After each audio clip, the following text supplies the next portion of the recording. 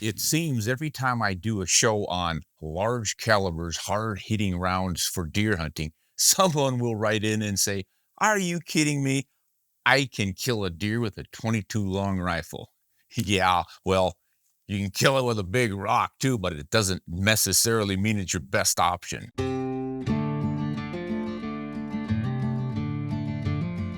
Well, here they are, guys. The punies, the little fast varmint cartridges. Can you seriously hunt deer with varmint rounds? A lot of people will say no, absolutely not. It is irresponsible. And quite a few game departments will agree with that and not even allow it. They will put a restriction on caliber size, 24 caliber or larger for deer hunting. In some places, I think they even go with 25 or larger. And different outfitters will say, hey, if you're coming to hunt deer with us, we've got really big deer and we don't want to see anything smaller than a 270 or something. Different rules, different strokes for different folks. But as I've covered in some videos in the past, especially about the 220 Swift and the 22 250 and the 223 Remington, there are a lot of hunters who swear by these rounds for terminating deer, claiming that they're more effective than the 30-06 or the 4570 or the 270 or the 6.5 Creedmoor or you name it. And this, I think, is an important thing to remember about cartridges and people's responses to their performance. Everyone has slightly different perceptions based on what's happened when they've been out hunting. You know, whether it is what's been handed down by grandfathers and fathers and grandmothers and aunts and uncles or personal experience. People are out there hunting and they have a bad experience with a particular rifle cartridge and or bullet, and they just write the whole thing off as worthless. You need to get a bigger one or a faster one or something different. What I like to do is to grab all of that information and filter it based on my own experience and what I've read and what the ballistics tables tell us. Because what I have found out over the years is that certain experiences aren't necessarily repeatable. And one man's disaster could be another man's absolute finest performance ever. And this is why you end up with folks who say the 220 Swift is the fastest killer, and they have not just done it once or twice or even dozens of times, but hundreds of times. And they just find that it kills really quickly and consistently. Now, some will say, well, yeah, if you shoot them in the ear, you get a brain shot every time. Of course, anything would do it. That's why that little 22 rimfire thing came up. A lot of guys will use that. But of course, it's also true that a little 40 grain bullet from a 22 rimfire in the heart or just above the heart, breaking up the major arteries, you're going to end up getting that deer. You're not going to hit him like the hammer of Thor or like a Mack truck run him over, but he's not going to live very long with a hole in his heart. So that, I think, is one of the things that's going on. But I said recently in another video that what happens with these explosive varmint bullets, these little guys, 50 grains, even 20 grains on these 17s, those little bullets are traveling so quickly and the jackets on them are so thin and the lead cores are so soft that when they enter through the ribs, between the ribs ideally, but they generally have enough oomph and integrity to punch through the rib bones of a deer. They get into that heart-lung area, and you don't get a bullet channel, you get a bullet pocket, a wound pocket. And that's how they end up taking deer out so quickly. A little bullet goes in and just same as with a woodchuck or a prairie dog or a coyote, you get that ball of explosion inside the heart-lung area, and you've taken out so much vital tissue so quickly that you end up with a rather quick demise. What you rarely end up with is a complete shoot-through with a blood trail on the far side, which a lot of guys, including me, like, because if any particular bullet just happens to not perform as you expect, you're going to have a blood trail to follow up on that. And of course, that is what hunters have been doing for millions of years, probably. And wolves and cats will do it too. You injure an animal and you follow up the blood trail, whether you're smelling it like a wolf or using your eyes like we do, and find the game. You can't just expect to kill it instantly every time or walk away if you don't. A responsible hunter has his woods craftsmanship and he's able to track game. So you can look at it both ways. Now, I am not an absolute advocate of these long are these short, lightweight, fast bullets in Varmint cartridges for taking deer. But I have experimented a little bit with them, especially with the 22-250 Ackley Improved, and I've had some wonderful results and some really, I don't know if I'd call it luck, because I put the bullet where I thought it would do the most good, and it did. And I have ended up with some deer that just went kaplunk, and I have ended up with some that ran off, but really no farther than they done with 300 Win Mag hits or 270s or anything else than the more typical deer cartridges. So I do agree that they can really work. And I hear from so many people saying that they've had better luck with a 223 Remington on deer, even elk and moose sometimes, that I can hardly think that they're just blowing smoke. There's got to be something behind this.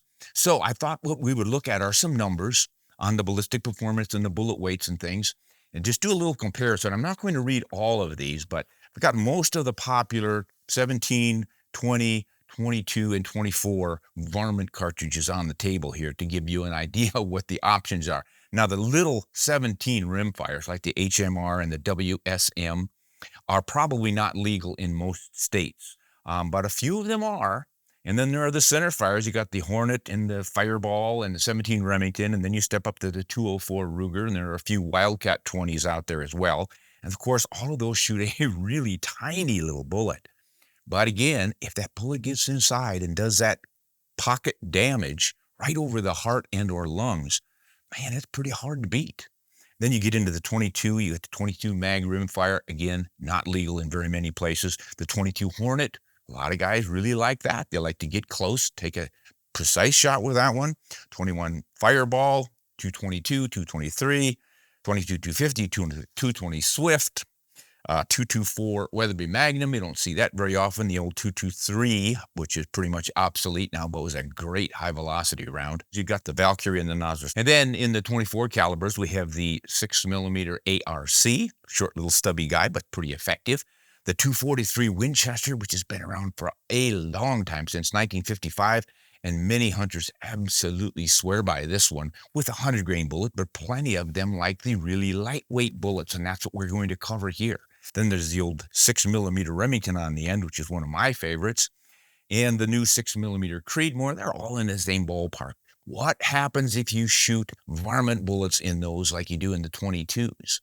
Let's find out. 17 calibers. We've listed them.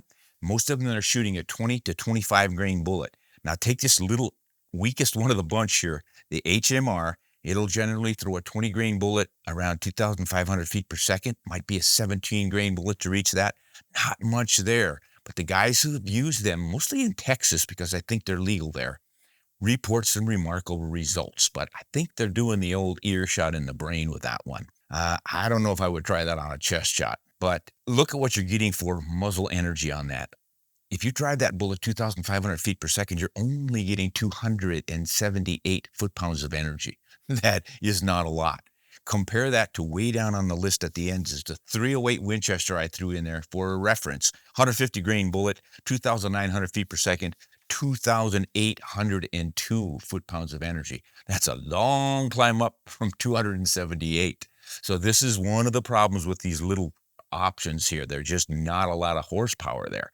But again, you get that explosive bullet over the vitals, you may not need it. So you go down the list of the 17s and you'll see the top of the heap is a 17 Remington at 4,100 feet per second with a 25 grain bullet, but you still haven't even hit 1,000 foot-pounds of energy. So that's kind of the basic information you need on the energy levels. Step up to that 20 caliber 204 Ruger, you can get up to a 45 grain bullet, probably even some 50s out there. Drive that 45 grain, 3,600 feet per second, and now you're over 1,000. You're almost at 1,300 foot-pounds of energy, but still a tiny, tiny little bullet, highly frangible. Why do I mention that again? It's because there is that very real danger of the bullet coming apart before it gets into that vital zone where it can do the effective damage. You don't need that softball-sized explosion of damage on the shoulder.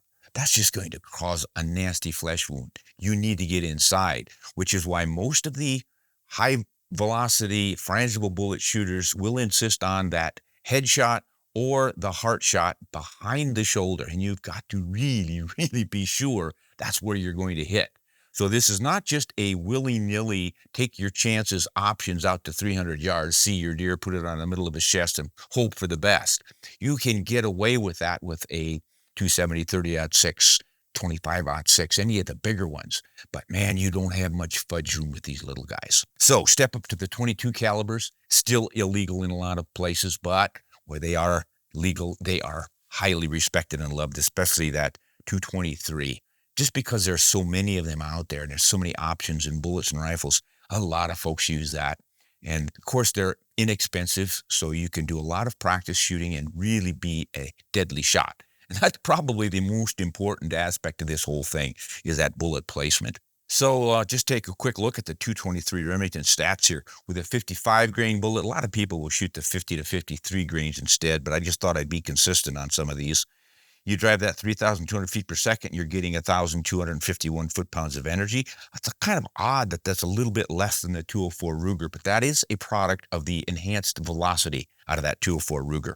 I think you probably get a little better performance out of the bullet terminally out of the 223, although neither one of them exactly a heavy-duty, hard penetrating bullet. So you go down the list of the 22s, and I would start with a 22-250. I have never hunted a deer or even a pronghorn with a 223. I've just always been a 22-250 man. And then I got into the Ackley improved version of it, which just adds 100 feet per second or so.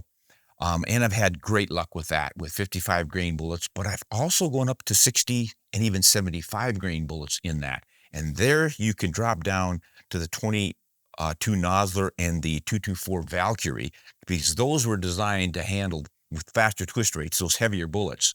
And you can see what happens with those. You're getting up to almost 1,500 foot-pounds of energy out of the muzzle of that 224 Valkyrie. Not too far behind with 77 grain in the Nosler at 1,341 foot-pounds of energy. So you're getting a little bit more horsepower, but step up to that little 223, that going away, if not already obsolete 223, by pushing a 55 grain bullet 3,900 feet per second, you get 1,858 foot-pounds of energy. If you've got a bullet that can translate that energy into some effective work in your animal, I think you've got a pretty deadly option right there. Quite similar with the 220 Swift and the 22-250. Now step up to the 24 calibers, and these were put out in the 1950s, as I mentioned earlier, as a good dual-purpose varmint and deer hunting option. Winchester was right on the ball with the 243. They figured we're going to spin this one 1 in 10, handle a 100 grain bullet, and the deer hunters will love it. And the coyote hunters and the woodchuck hunters and all the varminters will really like it with our lighter grain bullet. And I think they offered it in an 80 grain.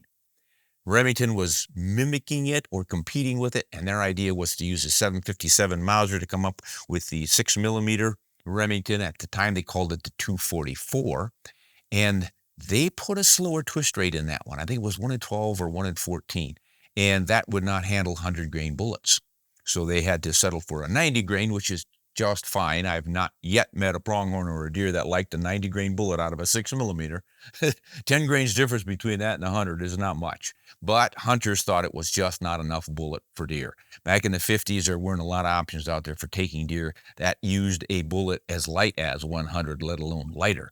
You broke that 100 mark, you're down into the varmint bullets for sure. So that's why the 6mm Remington didn't keep up with the 243.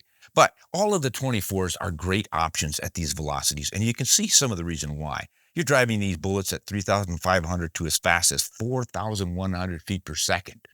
And that results in your muzzle energies at 1,500 roughly, all the way up to pushing 2,053 foot-pounds of energy. Whew, that's plenty, as long as your bullet holds together to get inside where it can do its damage. Now, you can compare all of those numbers. Just take your time and look at this chart and think about what's happening here. Almost every one of them is going to be depending on this explosive distribution of the energy in that bullet. Now, you can go, your other option is to go with a more solid bullet, like say a Barnes X or a Hammer or cutting edge ballistics or any of the copper bullets that expand and retain all of their weight. You're not going to get that explosive pocket. It's going to drive on through. And then you got your blood trail. And I've experimented with some of those, especially the 60 grain partition from Nosler. And just did phenomenally on big deer, big buck, and that thing was probably 250 on the hoof, and broke his shoulder, clipped the spine, put him right down, and exited, breaking the bones back in the hip on the opposite side. And that bullet kept going out of a little 22. Pretty amazing stuff. So you've got a lot more heavy bullets these days that you can try out, from 60 grains up to even 80 grains. And I think there are some 90 grainers out there if you have the twist rate to stabilize them. So those are your options. But again, I think my emphasis here is, if you like to shoot light little varmint rounds because there's very little recoil, you can really be a precision shooter. Yes, those varmint bullets can do the job if you're precise with your shot placement, but do be aware that they're not legal in many places. And if you do use it, you have got to be a very cautious shooter. You can't just be taking quick shots. You've got to know that you're going to park that bullet exactly where it belongs. And if you're a little bit leery of the frangible bullet idea, you can try them with the heavier, deep penetration, controlled expansion style bullets. I'm not saying, guys, that everyone out there should be using these or these are the best for deer. I think it's kind of silly for anyone to say that about pretty much any cartridge, because as good as many are, most of them have at one time or another failed for most hunters. I mean, I have even heard people complaining about the 30-30 wasn't good enough for deer. And who's going to believe that after the reputation that cartridge has? But again, certain situations, certain bullets, circumstances are such that something's just not always going to work exactly right. So there they are, light recoiling, extremely fast, explosive bullets. Yes, they can work. I wouldn't say it's your best option, but it's a free country. Take advantage of it. Enjoy your rounds. And even if you just use these for practice rounds, man, those inexpensive, light little, mild recoiling 22 and under sized cartridges are great for becoming an effective shooter and really can target your animal with a precise shot. That's Ron Spomer's take on the 22s and similar frangible cartridges and varmint rounds for deer hunting. I hope you have good luck with whatever you choose to use on your next deer hunt. Until next time, hunt honest and shoot straight.